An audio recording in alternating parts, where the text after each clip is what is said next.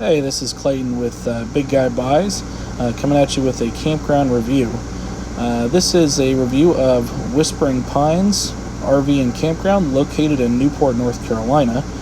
This is part of the Trails collection, which is something you can have access to if you're a Thousand Trails member. As we entered the park, there is a gate arm up. It's not actually functioning. We were told it was being fixed. However, we spent 4 weeks here and it didn't function the entire time it was here. As we go into the park, on the left-hand side, the beginning few of these spots are full-timers, annual sites, but the next, I'd say 20 or so, are actually transient spots for people that are, weekend warriors, overnights, 1 to 2 weeks, that type of thing.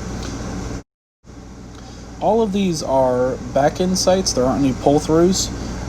Something that kind of struck me as odd is just there's not a lot of room to maneuver here. Now, I've been in some tighter campgrounds before, and this is not any different from them. However, you do almost always have to cross the median to get into the spot, and as you can see, it's a rainy day, and people often get stuck in the medians. They're all rutted up.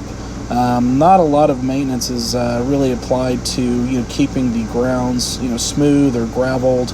That was really kind of one of our complaints too. And as you watch the video, you'll see at the end I've got multiple pictures of tons of ruts all within these transient sites.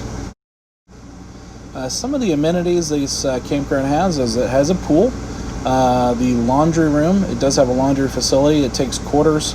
It's $1.25 to wash and $1.50 to dry. However, there is no change machine.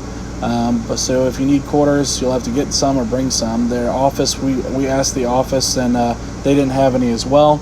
Luckily, there's a gas station next door that's happy to give you quarters. We were able to get a roll of $10 worth of quarters without an issue, and it's easily within walking distance of the transient sites.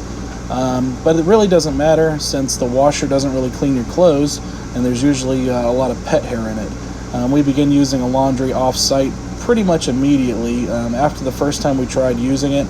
Also, the locals are not very happy about you walking away from the laundry, so we constantly found our clothes out of the washing machine the first time we actually used it. Some of the other amenities are a bathhouse. The bathhouse is open even during COVID. There's a duck pond, ducks and turtles. There is a playground. This is still not open though at the moment due to the state mandated closures due to the COVID-19 virus. Some of the cons of this location, there are a lot. There are a lot of cons. I hate to say it. I usually don't do a lot of negative reviews, but this one, I just really had to say what was going on at this campground. It just wasn't the best. There were ants everywhere.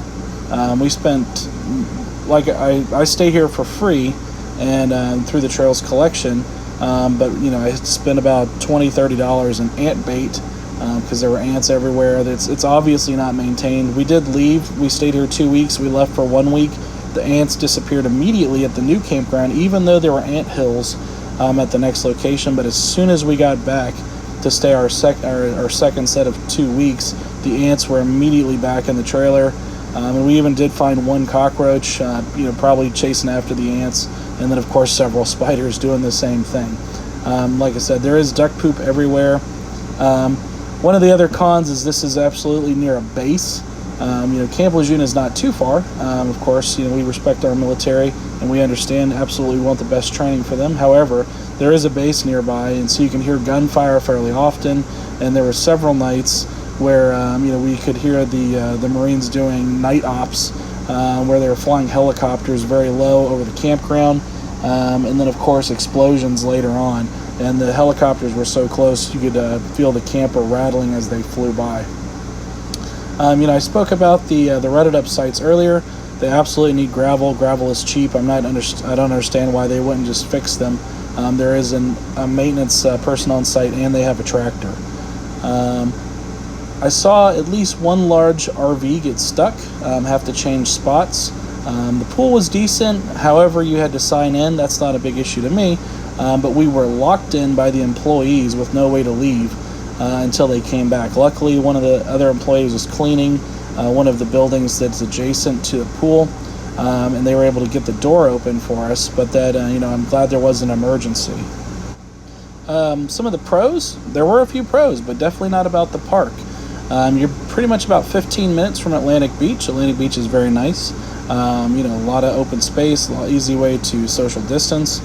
T-Mobile signal was great here. We had our absolutely fast speeds, 87 megabits down, 20 megabits up. We also have AT&T, which is 40 megabits down and 20 megabits up. So both were more than enough to work from. We also were about 10 minutes from Walmart, Best Buy, tons of restaurant and fast food locations. Our favorites were the Happy Cakes Cupcakery. I'll tell you, if you've never had a cupcake in your life, this would be the worst place to start at in terms of actually getting the best cupcake you've ever had, because after that, nothing is ever going to compare again. We also had a place called No Name Pizza. We ate there several times. Everything we tried was absolutely delicious. Meatball subs, their pizza is great, their wings were fine, their fries are great, chips were great. Everything we tried was absolutely great. So I would definitely recommend No Name as well as the Happy Cakes Cupcakery.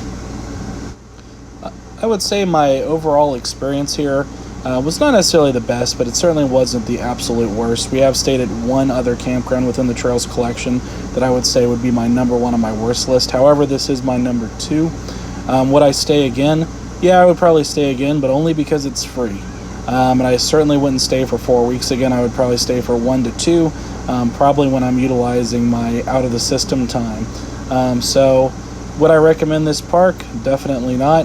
If you were paying for it, I'd be very disappointed. However, though, I'm here to bring you the truth. I'm direct and honest, and this is definitely not a big guy buy. So everybody stay safe out there and enjoy your camping adventures. Have a great one.